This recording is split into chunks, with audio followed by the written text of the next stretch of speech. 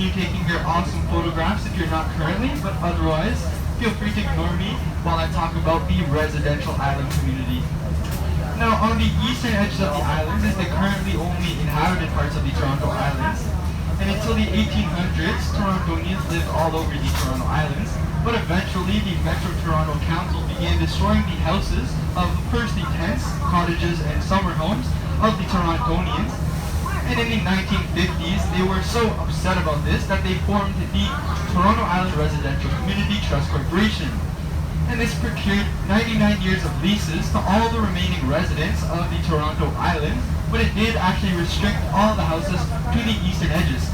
And so as of now, as I was saying, the Ward's Island is named after David Ward and his family, and his son Williams was part of the island's darkest tragedies.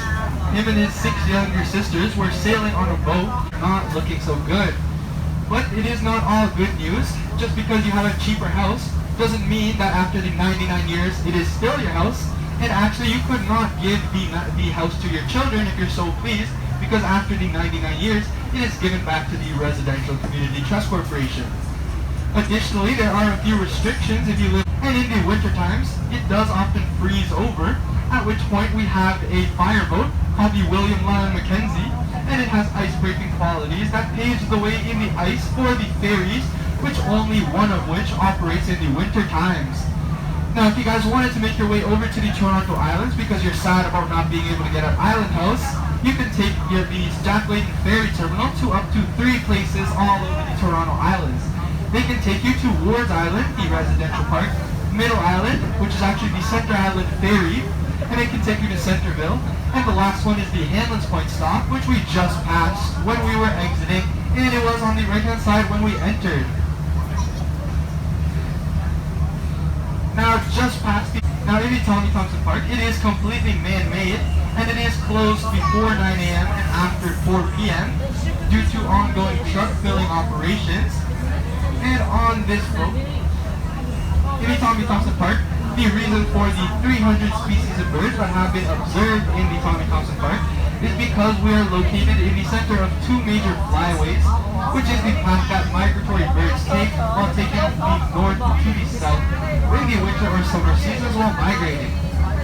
Additionally, fishing has mostly been destroyed here in Lake Ontario because of overfishing. But we do have yellow perch, rock bass, as well as yellow perch. We do have a no fishing policy unless you have a license, and a refinery where you can see that large blue boat just past the trees. And in this sugar refinery, they emit no harmful toxins to the atmosphere, so they did allow them to remain in the current location. There are some remnants of the industrial area as well. The red power plant brick building, which is just in front of us, it is a modern contemporary art museum. However, at the time it was a power plant supplying power for the entire city of Toronto. Now, the Harbourfront Centre was part of the 1970s Waterfront Revitalization Act that was started by Pierre Trudeau, the father of Justin Trudeau, and he transformed the waterfront into what we can see in front of us today. The Harbourfront Centre is a non-profit organization that was part of this 1970s plan, and it has a year-round mandate to promote international interchange and to stimulate the arts and culture, which is their main specific focus. Now, at the top of the CN Tower, which is the tallest freestanding structure in the Western Hemisphere, as well as our skyline, on the top of all, right under the rings on the left side, you can see a series of orange costumed participants, and they are participating in the Edge Walk. The Edge Walk, they took a common demographic poll of the most common Edge Walkers, and the answer was teenagers from 18 to 25, and the second most common demographic of Edge Walkers was women over 80. So if you guys wanted to conquer your fear of heights very quickly in the span of a few minutes, then I definitely recommend the Edge Walk.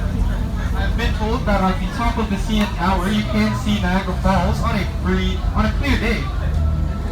So now, as we make our way back to our dock at the Harbourfront Centre, I ask that you guys all remain on your current level and do not use the stairs. And if you're not currently seated, just try to find a seat. Otherwise, just hold on tight. As we make our way to the dock, if you guys are looking for any hop-on, hop-off buses to catch up, just over this white bridge past the Amsterdam Brew House, and it's going to be on your right-hand side where you can resume the tour from stop 17. Just once again, I ask that you guys stop using the stairs from this point forward, but it has been great, and you guys were all wonderful. I hope you guys have a wonderful day, and once again, I will make an announcement when it's safe to disembark.